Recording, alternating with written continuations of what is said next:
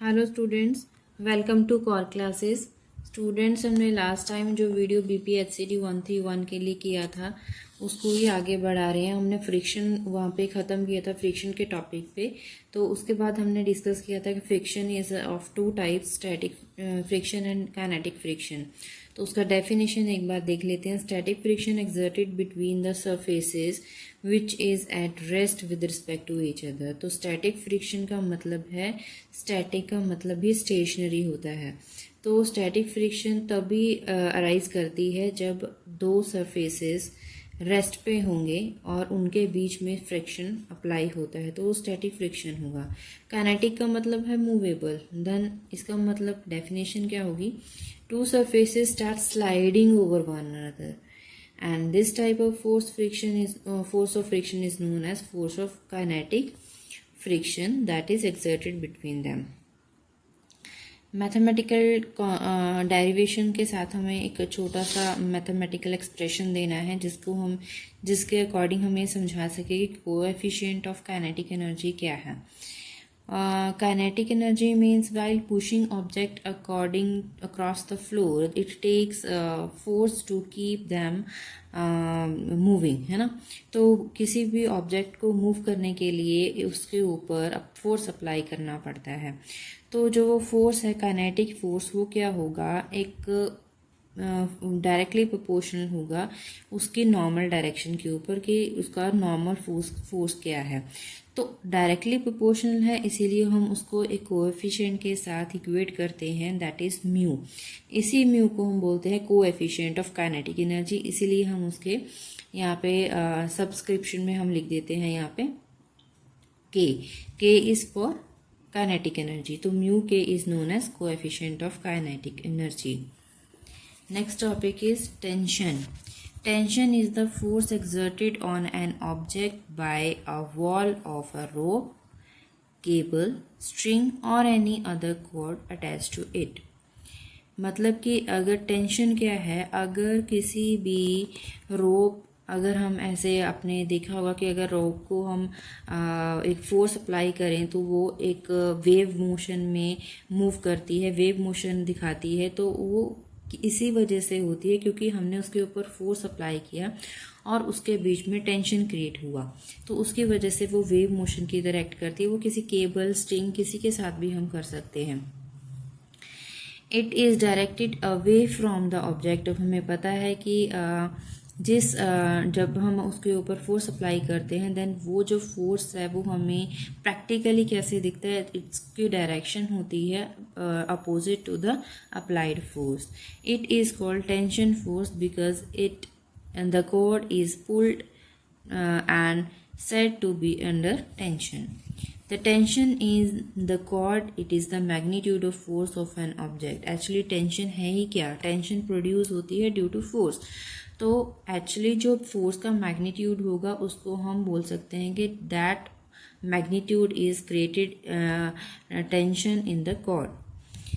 Next is spring force. अभी spring force है, इसका मतलब हम स्प्रिंग को या तो कंप्रेस कर सकते हैं, स्ट्रेच कर सकते हैं। हमने उसके ऊपर फोर्स अप्लाई किया कंप्रेशन के लिए या स्ट्रेचिंग के लिए, तो हम उसके ऊपर जो फोर्स अप्लाई कर रहे हैं तो उस फोर्स का नाम रख देंगे स्प्रिंग फोर्स। रीस्टोरिंग फोर्स का मतलब क्या है कि जब हम सपोज कीजिए हमने उसके स्प्रिंग के ऊपर फोर्स अप्लाई किया और वो स्प्रिंग कंप्रेस हो रहा है, उसके बाद हमने उसके ऊपर फोर्स अप्लाई करना छोड़ दिया है, तो वो क्या करेगा? Spring will try to go back in its equilibrium position. वो दोबारा अपनी इक्विलिब्रियम पोजीशन पे आने की कोशिश करेगा, रेस्ट में आने की कोशिश करेगा। तो एक्चुअल में in other words he is trying to restore its force. तो उसी फोर्स को हम बोलते हैं restoring force. But in words हमें क्या लिखना है? The spring force tries to restore the object to its rest or equilibrium position. It is called restoring force.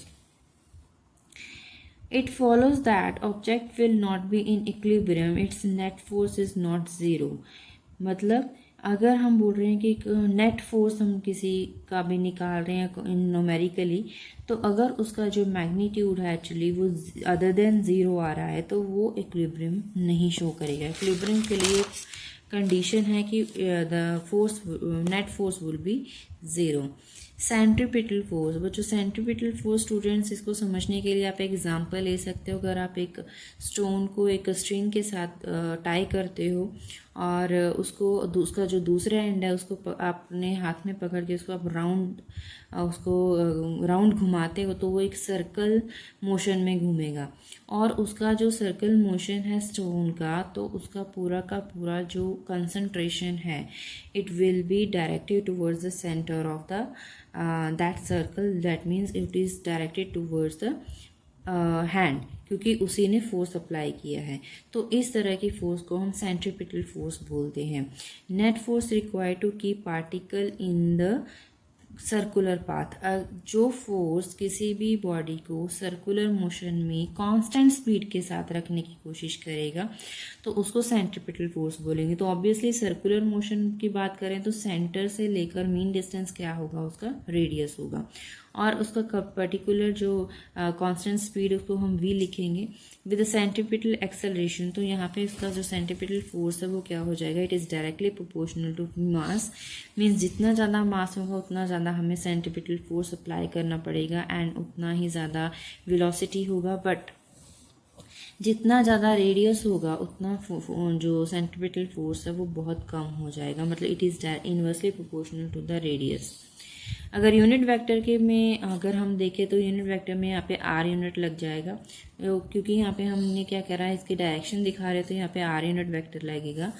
तो इसी के साथ हमने कुछ डेफिनेशन कवर किए हैं और उसके बाद न्यूमेरिकल के साथ आएंगे। ज़्यादातर इसमें न्यूमेरिकल्स आते हैं तो उसके नेक्स्ट वीडियो में हम न्यूमेरिकल्स को कंसीडर करेंगे। If you like this session please like the video and if you visit first time this channel kindly subscribe the channel so that you will be able to get new videos, new notification accordingly।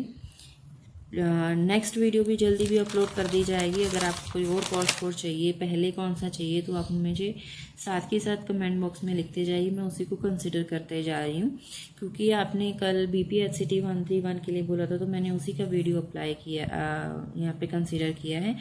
और next time अभी जो आपको comment box में जो बता रही हो तो उसके अकॉर्डिंगली मैं वीडियोस अपलोड करने की ट्राई कर रही हूँ। आई होप आपके लिए हेल्पफुल रहेगी। नेक्स्ट वीडियो के साथ जल्दी ही मिलेंगे। Thank you.